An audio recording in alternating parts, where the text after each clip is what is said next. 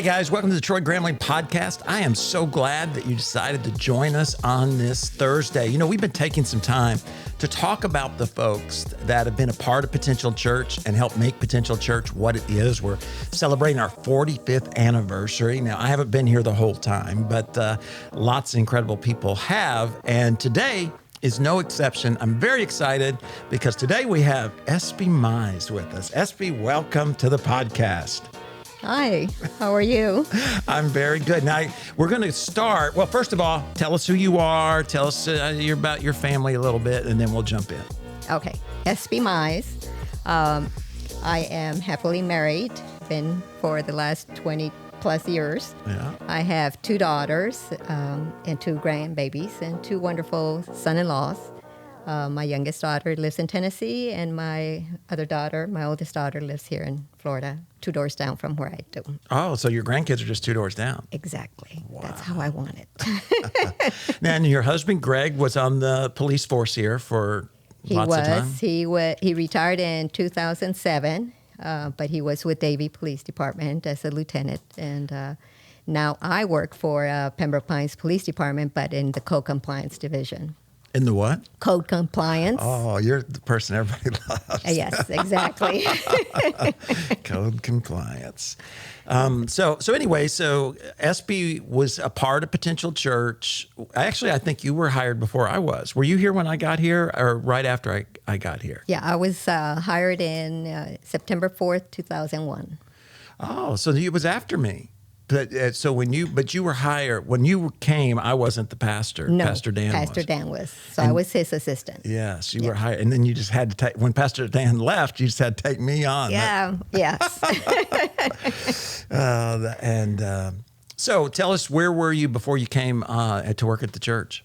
I was working at a law firm, and I remember coming over and listening to Pastor Dan, and I came for many years, and at that time I wasn't married, so I couldn't work at the church, and then when I finally got married, then I made it a point to come here and apply, and I got hired by Pastor Dan. Yeah, and he must have not been here, just a month? Was he even here a year before?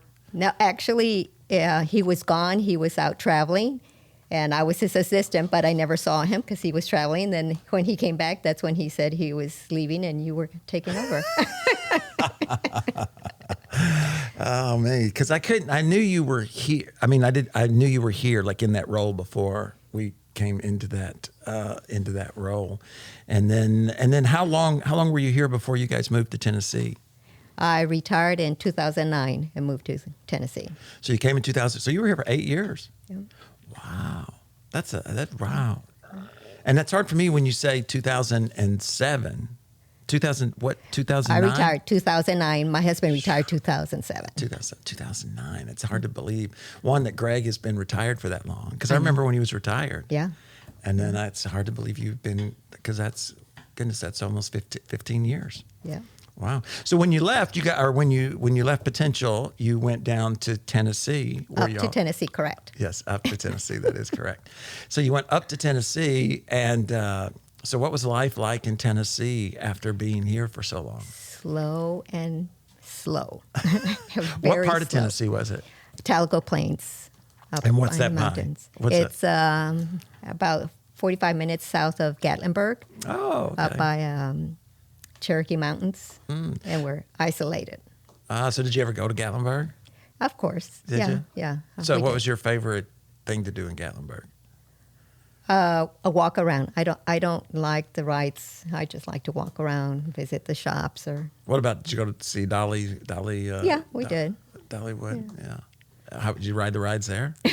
I did. As a matter of fact, didn't we go one time with the kids? We may have. Wow. Like when they were little. Yeah, I think we did. Yeah. Wow, when they were little, now they've got kids. I know, right? Do you feel old? No. No, I don't either. I think they're getting old. I'm not. That's right. Well, I was talking to your husband. I saw him at the gym. And, of course, another interesting thing for those of you who are watching or listening is, I guess right after Greg retired, somewhere in that time, I got stents put in my heart. Mm-hmm. And then Greg was after me, right? I think he was after me. Yeah. And then And Because then yours was after a long service, Christmas service, that you ended up in the hospital. yeah, but he had to keep going back. I mean, he's got 22. 22 stents because he's got small veins, I guess. I guess. I got my 2 or 3, and the good thing is, and I'm very thankful for it. I saw Dr. Pastor just the other day, who I think he put Greg's in too, right? He did. So far everything's okay. So Good. I was good with 3. Yeah. Greg, 22. That is. Yeah. But he's healthy now. He's healthy. He's doing well. He's playing golf and loves retirement. So. And Tennessee was good, I guess, for him. Definitely. Got him It was slow. away from the stress, especially being an officer. Yeah, an officer for a long time. Yeah. So what was it like with having an officer as your husband? As far as did you deal with some of the worry that we hear about, and of what he was dealing with, or did you handle it pretty good? I think I handled it pretty good, but it was stressful because he would sometimes come home and he'd be stressed out, or sometimes he'd bring work home, not intentionally, but it became a battle sometimes. So, and me working in ministry, it was 24/7, so it just kind of sometimes, made it rough. But we're still together, so I guess it worked out. By the grace of God. You guys went, because that's one of the more, I don't think people realize that, and officers, there's a lot of suicide in those ranks. There's a lot of divorce, even addiction, because it's such a stressful job. I mean, if you think about it, you're dealing often with the worst in society. Correct. And he, of course, he was a K-9, or Correct. at one time when I know him as a K-9. Yeah. I actually brought his K-9 one weekend, and I used it as an illustration, or I don't know if it was his dog. Was it his dog? I can't remember if it was his dog or not. Was it? James, yeah. Yeah, and attacked me, and he did give me the arm thing, but The sleeve. The sleeve, yeah, gave me the sleeve, but the next day my arm was, I didn't have all these tattoos then, and it was bruised up like crazy, because those dogs, I mean, he wasn't a big dog, but. No, they have a big bite. Yeah. Now, did you guys take him? I can't remember when he retired. Were you able to? Actually, he passed away before I left. Oh, okay. Before I left. Yeah. I couldn't remember, but. Then we got another police dog that Chad had, because yes, my son-in-law is K-9 as well, so we took him to Tennessee, and he passed away. So now we have another one, which is also a Belgian Malinois, but he's not a police dog. Has he trained? Did y'all train him? Greg has trained him, yes. Yes. So he minds. He does. He's a good dog. And so do you get him as a puppy? We did. Oh. Yeah, he's just a year old, just about a year and a half. And is Chad still in the K-9. Oh, okay. With Davey, or? With Davey, correct. Yeah. Wow. Yeah, he's a sergeant now, so. So he'd be, how many years has he been in now? He's been in a long time. I guess he's got 5-6 years maybe left. Wow. Yeah. Wow. I guess everybody gets a little older over time. I told you, everybody gets older, not us. Yes. That's the effort anyways. So tell us, you were here before you came on the staff, and then you were here for almost a decade. And what are some of your fondest memories of your time here at Potential Church over that? I think the biggest one that I always remember was like when I first started and 9/11 took place, and everybody got together and we all just kind of prayed. I mean, we were all in one room watching what was going on, and we were all praying, and it was just something that I remember that, when there's chaos going on, I don't care who's with you, just get together and pray. And that was one thing that I do carry with me all the time. When somebody's going through some issues and they talk about it, I'm not one to say, oh, I'll keep you in prayer or whatever. I try to stop then and pray for them, because I feel that, it helps. It works. It gives you peace. Yeah, right in the moment. And that would have been not too long after you got here. Right. Yeah. So what are some, because again, I'm sure there's lots of folks listening or watching who's, they may be a part of a local church in some way, but they don't actually serve in ministry. So what are some of the challenges that you face, especially because you didn't grow up with that in your mind or have it handed down to you in some way? I mean, something that God nudged your heart and the door opened up. And so what were some of the challenges of just ministry in general that you've dealt with? I think my challenges Other than me. Yeah. Oh, yeah, exactly. Let's not go there. Okay, wait. No, you were good. Actually, one of the things you always said was like, when you're listening to anybody, it'd be like those that love you, those that know more than you, or I don't know if it was those that cheer for you. And I've carried that with me forever, and it's like whenever somebody's talking to me, I'm going, okay, and I put them in that category. Which category are they in? And if they're not, then it's like, okay, I don't need to see. I mean, I could hear you, but I don't need to listen to you. Mm-hmm. So that's one of the things that I left here that you have always instilled in me. That kind of scares me because it's like people actually listen to what I say. You know what I mean? Because when you're saying it, you never feel like, you feel like you're just talking. But I think the challenges were just trying to be somebody that I wasn't because, I wasn't raised in the church. So it was like, okay, what can I say? What can I do without being fake? Mm-hmm. I wanted to be authentic. I wanted to be me. And I think that was one of my challenges is to be able to say, Espy, you don't have to be what you're not. Right. You could be who you are and God will use you in that way. And I think that's where, that scared me coming in here. Yeah. So. I think a lot of times when people come into ministry and they have that sense, that fear. I remember Steph, even when I first got into ministry, she didn't necessarily grow up, in the church. And so it's like, well, what does it mean to be a pastor's wife? Because we all kind of have this perception in our mind. And if you try to live up to that, one, like you said, you can be fake, but you're also going to be miserable. Yeah. Along the way. And, everybody in ministry is just people. You know what I mean?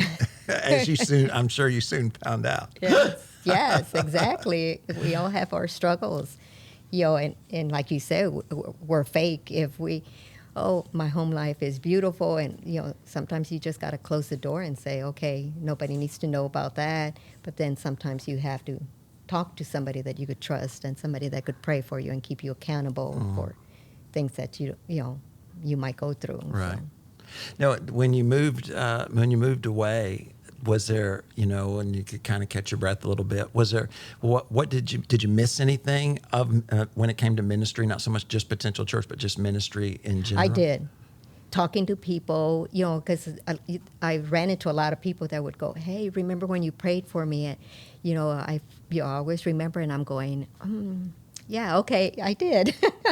But I don't remember that, but that's what I missed, being able to sit with somebody that came through those doors and just, see that they needed somebody to pray with and, me picking up on it. It's like, wow, and just being able to sit and pray for people. Yeah. It's such a blessing that we sometimes, no matter what we do, we tend to focus on the challenges as opposed to some of the things that, are unique opportunities, even in marriage or even as just to change the subject totally. What's your favorite part of being a grandparent? Oh my gosh. It was just becoming a grandparent was the best ever. And, now I do things with the kids. How old are the kids now? My grandson is going to be 17, October 31st, remember? Oh, we were having a big trunk or treat, and I was like, I'm at the hospital, sorry. And my granddaughter just turned 13, August 31st. Wow. Yeah, so he's in travel baseball, and she's in travel soccer. So they're both involved in sports, and I love that because I'm active. Right. Greg is active, so kind of keeps us going. Wow. Keep us young. Yeah. See? Yeah. Now, where did they go to school at? My grandson goes to Cooper City High. Okay. And Michaela goes to Pioneer. All right. So they're in the Cooper City area, which those of you listening may not know, but that's potential churches in Cooper City as well. So, so were you excited to come back to South Florida? Was Greg ready to come back? Because I know he was looking forward to Tennessee. Well, it's funny because we were, loving it up there, the weather, the changing, the seasons, everything else. But we were missing a lot of the things that the grandkids were doing. So we decided, okay, it's time to go back, at least so we could be here as they grow older. And once they, go out of high school or whatever, we'll go back. We kept our cabin, so we'll go back. But that's what we now were you missing. have other daughters living in your cabin. You can't go back. Well, no, they're saving money to move out. They're just there for a while. Just for a season. Yeah, just for a season. And then she'll start having babies, and then I go back. Oh, she'll have them down there. So you got it all planned. Well, and I hope God is on the same page I am. Yes. I hear you. But so we came back for them. Oh, that's cool. Yeah. So how does it feel to be a grandparent? Yeah, no, I love it. I think, because there's not near as much pressure. I mean, I of course want them to turn out great and wonderful, but that's on Tyler and Amber. Yeah, you know what I mean? exactly. I just get to love on them and enjoy them. Yes, I enjoy it. Now for us though, Steph and I had our names, what they were going to call us, picked out. So she was going to be Gigi, and I was going to be King. So that's what we had. So we got all this stuff at our house that says King and Gigi. And Lion, Tyler's oldest, was the first one. So he calls me Ta. So I'm not King, I'm Ta. And Steph is Goo Goo.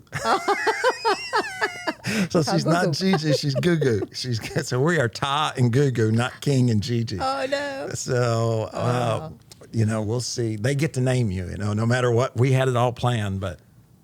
Well, my grandson named Greg Papa Babe. Papa. Oh, because of you. Yeah, because I called him Babe, and when he would hear it, it'd be like Papa Babe. So even now, they still call him Papa Babe. So I see that now. When we lived, my mom's parents moved to Arkansas when we lived there when we were little. And so we had two grandparents there, or we had two grandmothers and then one grandfather. But so to differentiate them, and I feel so bad about this now, we called one new grandma and one old grandma. We didn't think anything about it, but we called my mom's mom new grandma, because she was young and then Dad's mom kind of got around a little slower and everything. So we all called her whole life, we called her old grandma. So. And she was okay with it? I don't know.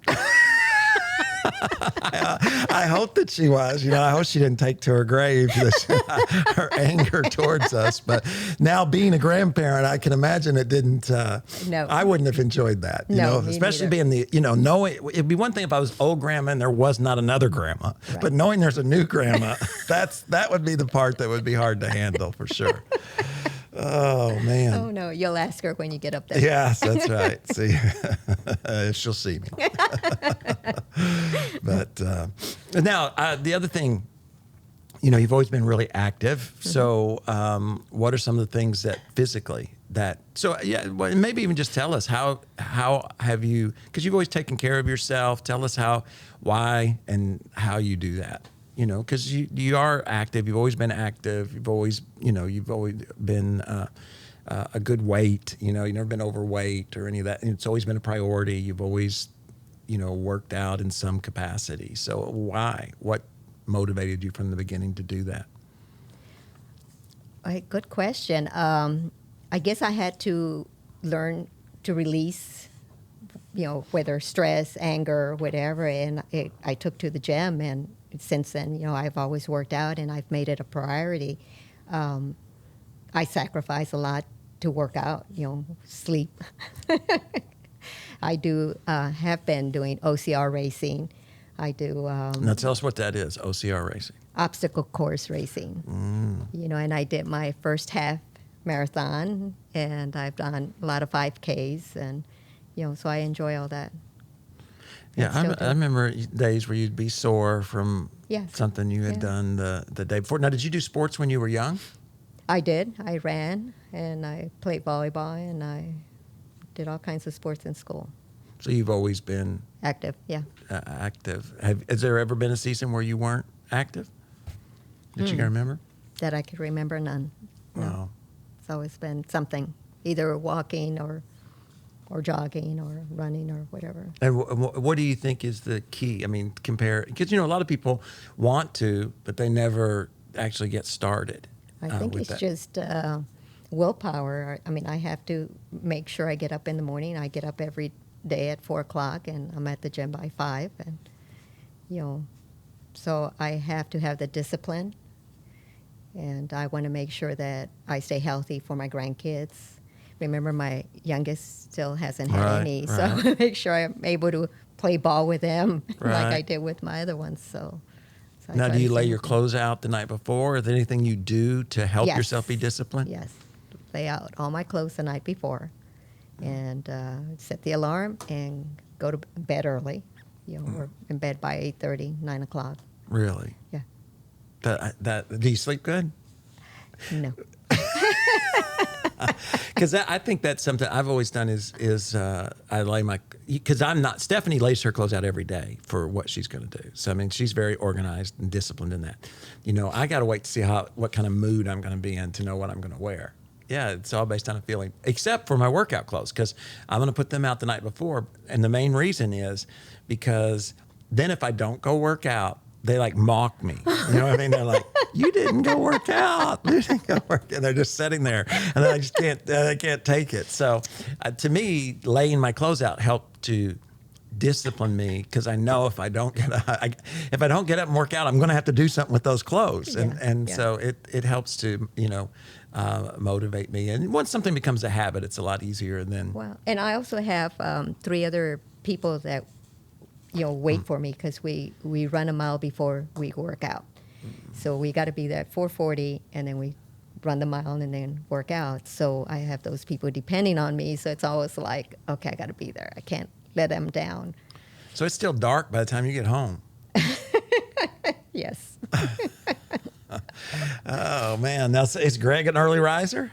He does. He gets up because he has to fix my coffee while I'm getting dressed. He packs my lunch. He puts it in the car, and then he does his. Well, that's right. You got to go to work, and he's going to play golf. Yeah, he's playing golf or working out. So I'm not going to feel too sorry for him. Yeah, he gets up at 3. Well, so y'all get up early. Yes. Early. And do you have to discipline yourself to go to bed, or are you tired by that time? Well, it depends, because sometimes if Michaela comes over and needs help with homework, or if she has a game, or John Scott has a game, then we're exhausted, but we still have to get up. Still get up and go. Our executive pastor here, Pastor Matt, he is an early to bed person. Now, I've never been a person that needs a lot of sleep. My dad was like that. And I think they always tell you, because I feel bad, they always tell you need a certain amount of sleep. And I'm sure that's true. But, I get up most days at 4:30 or 5. But I won't go to bed till midnight.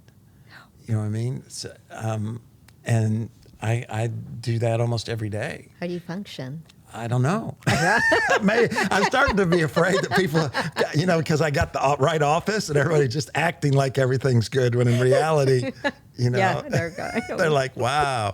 But that, and I've every once in a while I'll go to bed early, but I don't seem to need that much sleep. Really? Yeah, my dad was like that. My dad would go to bed. Now if he didn't have anything to do, he'd go to bed. Like we go on vacation, he'd go to bed and sleep. But he would go to bed late, and because he'd be working all the time. He'd work late and he'd get up early. I remember we go to school. I'd never see my dad. He would always be up and gone before we would get up to go to school. So I think that, which I'm thankful for. The 2 things I'm thankful for with the way, I guess, hereditary that I've been given is that I don't need a bunch of sleep, and I have never, to this age, now maybe as I get older I will, but hit a wall. Like my youngest son, he's got a wall where he can go, and then he's going to get sick, if he doesn't get some rest. Stephanie's like that. She can go, and she's a very hard worker, but there's a line that if she crosses it, she's going to get sick. And for me, I've never had that. So Wow. the bad side of that is, one, you don't have a lot of sympathy for people, but two, is You don't know when to stop. yeah, you just keep, I don't, I'm not saying I don't get tired. I get tired, but I just don't get to that place where Yeah. You I get can't sick. go. Yeah. And, Wow. and I think I get that from my dad, maybe my mom, but I think from my dad, because he was always. Well, maybe on the outside you're not getting sick, but what about the inside? Do you go to Yeah. your doctor regularly? I do. My doctor, I did a podcast with my doctor, actually. Good. And he bragged on the fact that. You're healthy. I'm not healthy, but I take my medicine. Whatever If it you is. can't be healthy, at least what you can do is take your medicine on a daily basis. But it was an interesting podcast because he broke some of the myths. And I know we're wandering all over for those of you listening, but one of the things that he said, and if you haven't listened to the podcast, let me encourage you. Again, it's on all the streaming platforms, and there's a video version on YouTube. But he was talking about because I had those stents put in, I've had to take Crestor, which is a statin. And I've always heard my whole life, that it can hurt your kidneys or your liver, one of those. And he said that in his whole practice, I can't remember, but it's a tremendously just tiny number of people that he's ever had even have any issues with that. And where, that I've always been afraid of that, because you hear that and they check your kidneys every time when you go. So anyways, it was interesting to discover a little bit about that. But I'm sure people love to hear, because I think it's inspirational that for lots of years, we won't say how many years, you've gotten up and you've worked out and you've taken care of yourself. And now as you have grandkids, and what's the benefit? Your whole life you've been disciplined to work out. What do you feel at this point in your life is the benefit of all those years of that discipline? I think, okay, so I'm going to tell you how old I am. I'm 65.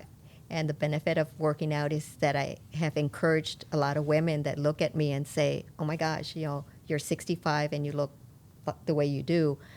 And I think they tends to motivate them to, okay, that's what I'm going to do. If I want to look healthy and be young and active at that age, then I have to discipline and be able to get up. So, I enjoy when women come up to me and say, this is why I'm going to be here at the gym tomorrow. So you've been inspirational in that sense, and I think that Not that I wasn't doing that, but people have come to me, and so I feel okay. Yeah. So it does make a difference then, It because really you would does. connect that to your Yeah. discipline over the Yeah. years.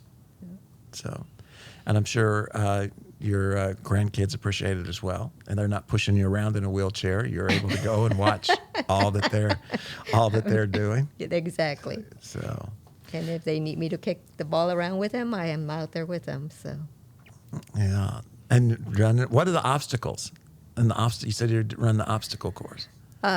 usually it's like a 5K. So you're running a 5K, but you're also doing like monkey bars. You're going through mud. You're going over walls. There's a lot of different obstacles Wow. out there. So Wow. yeah. So I do Spartan, Savage, Native X.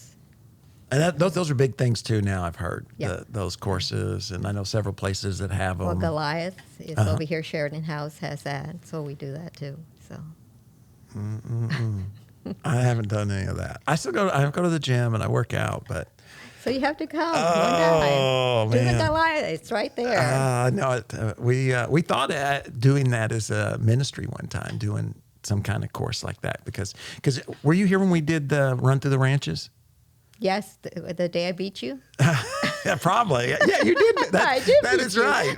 See, I forgot. I wouldn't have brought that up if I would have remembered that, but I do remember that. I do remember that. Wow. That's right. That's right. try it again, and maybe I can beat you again. I'm sure you could. If you're running that stuff, you could beat me. I'm still at 20 minutes on the treadmill. So, but that was a cool event. It was. We did run through the ranches. Yeah. We did where we had all the animals here. I forget what we called that. Petapalooza. Yeah. So some incredible things. Well, I want to thank you for coming and sharing a little bit. Me. Yeah, it's an honor. It's always good to see you. Appreciate so much the positive impact you and Greg have had on my life and Steph's life. And our oldest son, Tyler, was in here a few moments ago. Yes. And I know they have incredibly fond memories of you. Yeah. I hope so. Yes.